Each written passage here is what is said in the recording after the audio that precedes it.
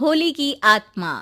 बचपन से शहर में रहने वाला मनोज इस साल होली की छुट्टियों में अपने गांव दुर्गापुर वापस आता है, जहां उसे देख पूरा गांव खुशी से झूम उठता है।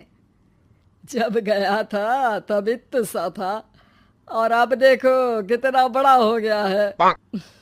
हाँ सरपंच जी, जब मैं गया था तब आप भी बहुत जवान थे और अब देखो कितने बूढ़े हो गए हैं आप। चला चलो बढ़िया है। बच्चा घर वापस आ गया। इसी खुशी में आज रात पार्टी होगी। क्या बात है, गांव में भी पार्टियां होने लगी। वैसे अगर पार्टी की बात है तो आज क्यों सीधा होली पार्टी करते हैं। होली पार्टी की बात सुन चहल पहल में अचानक सन्नाटा छा जाता है, जिसे देख मनोज को कुछ अजीब लगता है। लेकिन तभी सरपंच बात पलट देता है।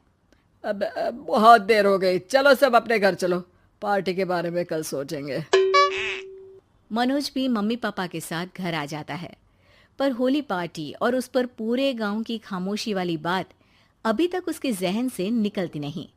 पापा, होली पार्टी की बात पर सब चुप क्यों हो गए थे? अरे होगी उनकी कोई अपनी बात। मुझे गांव की पंचायती थोड़ी पता है। थक गया हूँ, चलो सो जाते हैं, कल बात करते हैं। पापा की बात मानते हुए मनोज भी सोने चला जाता है। आज तो छुपा लिया, लेकिन हफ्ते बाद जब होली का दिन आएगा तब इसे कैसे रोकोगे? अगली सुबह सूरज के साथ ही मनोज भी गांव घूमने निकल जाता है, जिस पर रास्ते में उसे अपनी ही उम्र के कुछ लड़के भी मिलते हैं, जिनसे दोस्ती कर अब वो उनके साथ घूमने लगता है। इसी तरह कुछ दिन बीत जाते हैं और होली नजदीक आने लगती है। दोस्तों, होली में 4 दिन ही बचे हैं, पर गांव में उसकी कोई तैयारियां क्यों नहीं दिख रही? क्योंकि यहाँ होली नहीं मनाई जाती। अरे पर ऐसा क्यों? वो राजा भूषण। अरे तुम 4 दिन के लिए आए हो, क्या इतना सोच रहे हो? चलो कुछ खाने चलते हैं। इसी के साथ एक बार फिर होली की बात को टलते हुए देख मनोज को शक होने लगता है। वो घर पहुंचते ही इंटरनेट पर अपने गांव और राजा भूषण के बारे में जानकारी निकालने लगता है। क्या? मुझे आज तक ये नहीं पता था। ऐसा कैसे? किसी ने मुझे कुछ बताया क्यों नहीं? सारी जानकारी लेने के बाद मनोज गांव वालों या अपने मम्मी पापा से कुछ पूछे बिना खुद ही उसकी सच्चाई के बारे में छानबीन करने लगता है, जिसके चलते वो राजा भूषण की हवेली में पहुंचता है। वाह, क्या हवेली है यार। पर क्या यहाँ सच में कोई भूत है?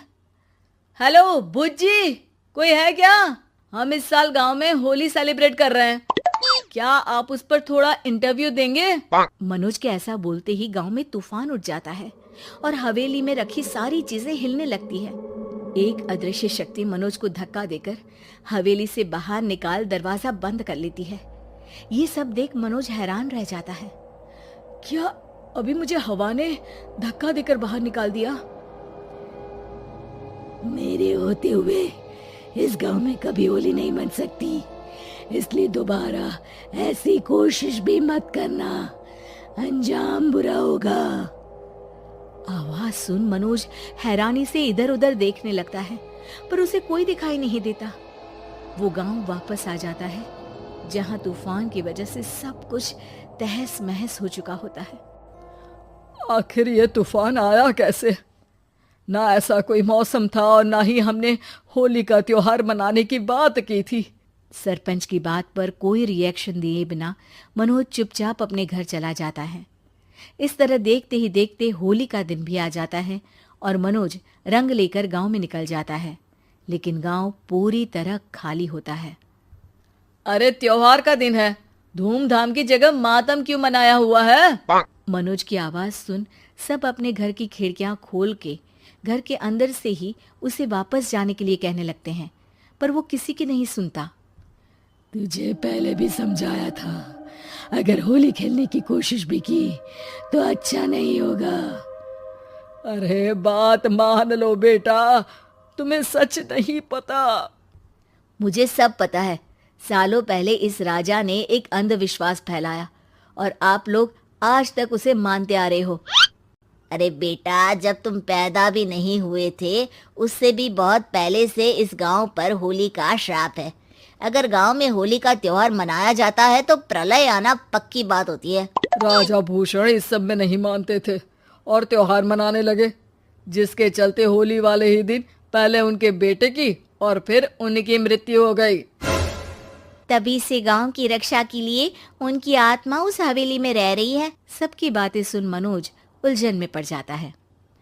सोचना भी मत मनोज, अगर तुमने इस परंपरा को तोड़ने की कोशिश भी की तो उसका परिणाम इस गांव और गांव के लोगों के लिए अच्छा नहीं होगा। मुझे भी यकीन नहीं हो रहा कि आप लोग एक बेतुकी बात को मानकर सालों से रंगों के त्योहार को मातम की तरह मनाते आ रहे हो। मनोज किसी की कोई बात ना मानते हुए पूरे गांव में रंग बिखेर देता है, जिसके तुरंत बाद वहां तूफान के साथ बिजलियां गरजने लगती है। अचानक मौसम में ऐसा बदलाव देख जहां मनोज कंफ्यूजन में आ जाता है, वहीं गांव वाले डर से सहम जाते हैं।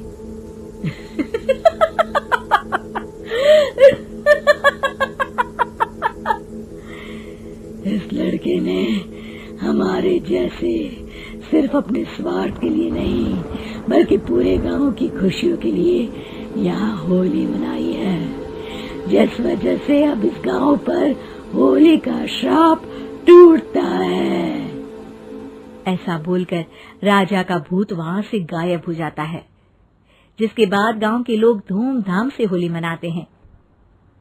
खुशियों के रंग गांव में बिखरे ही होते हैं कि अगली सुबह अचानक मनोज कहीं गायब हो जाता है और एक बार फिर गांव में होली का नया राज शुरू हो जाता है।